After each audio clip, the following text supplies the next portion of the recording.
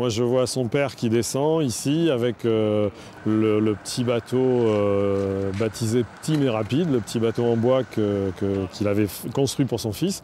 Et je vois François se mettre à l'eau ici. Daniel et Sylvain font partie des tout premiers entraîneurs de François Gabard.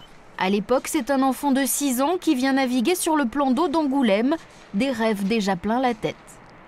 Ça faisait penser un peu au livre de Saint-Exupéry, au Petit Prince, avec sa petite bouille de premier de la classe, Blondinet. Il était déjà performant et il progressait très vite. C'est-à-dire qu'il avait cette notion de j'ai un outil qui va me permettre d'aller plus vite, et je vais essayer de m'en servir et de m'en servir le mieux possible. Et il progressait, et il progressait. Depuis le début du Vendée Globe, avec Richard, 80 ans, le doyen de la bande, ils ont fouillé dans les archives de cette époque-là, des photos qui font ressurgir bien des souvenirs.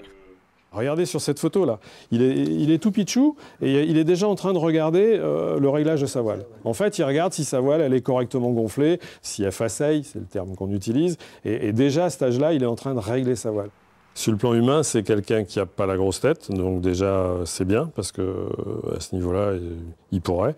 Donc déjà, pour nous, c'est vraiment très très agréable. Et puis, c'est quelqu'un qui n'est pas compliqué, quoi.